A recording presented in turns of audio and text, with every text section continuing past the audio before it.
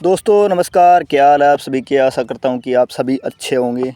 दोस्तों राजस्थान में एक सदनीय विधानमंडल का प्रावधान है, यानी राजस्थान में केवल विधानसभा विधान परिषद का अस्तित्व नहीं है और राजस्थान में विधानसभा सीटों की संख्या है 200।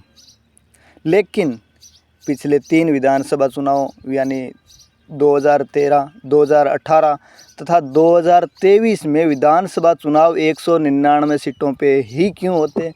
क्या है इसकी वजह?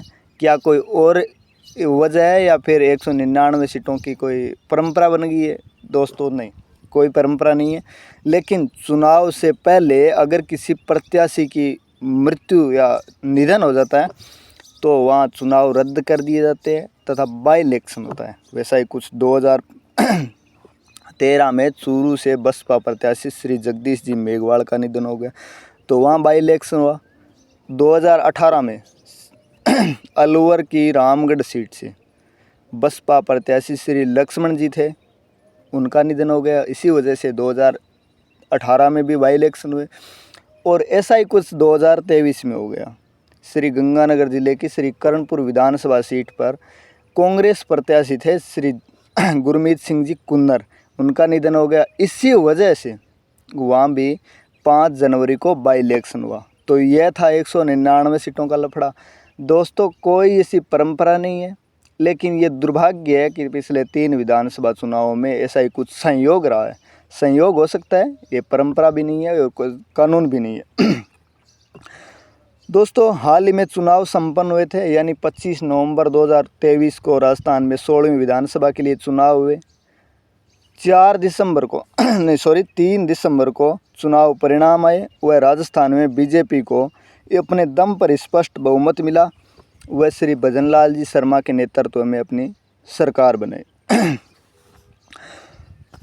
दोस्तों आप ये भी पूछ सकते हैं कि क्या 1952 से यानी पहले आम चुनावों से राजस्थान में विधानसभा की सीटों की संख्या 200 है या फिर कोई चेंजिंग था?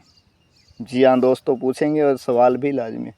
दोस्तों आपको बता दूं कि पहले विधानसभा चुनाव यानी प्रथम आम चुनाव 1952 में हुए थे। उस समय राजस्थान में विधानसभा सीटों की संख्या थी 160।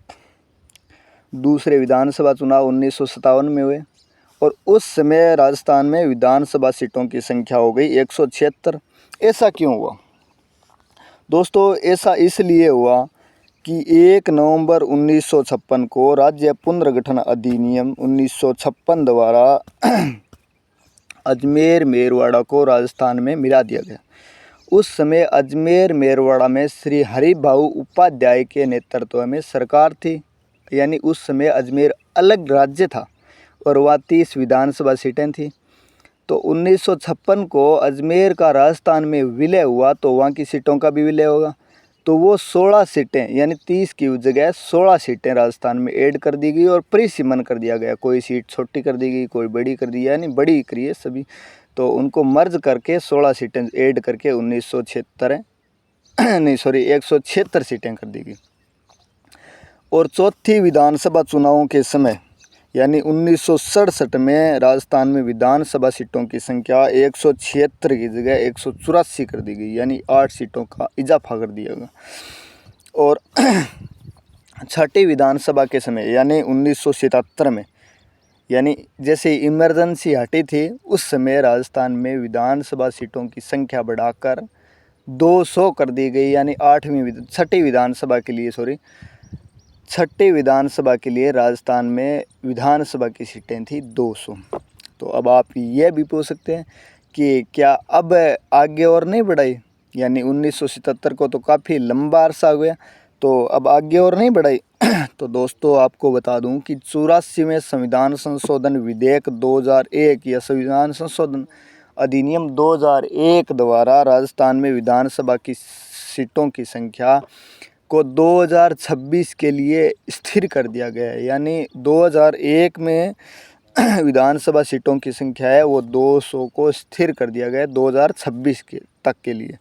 तो 2026 के बाद परिसीमन होगा। क्या होता है ये भविष्य के गर्भ में कितनी सीटों का नया सर्जन होगा और कितनी कम होगी, क्या होता है ये आगे भविष्य पे निर्भर करता है, लेकिन ज़्यादा ही होगी दोस्तों, कम नहीं होगी। धन्यवाद। जानकारी अच्छी लगी तो अपने चैनल को लाइक करें, सब्सक्राइब करें और दोस्तों के साथ भी शेयर करें। मिलेंगे अगली वीडियो में। धन्यवाद।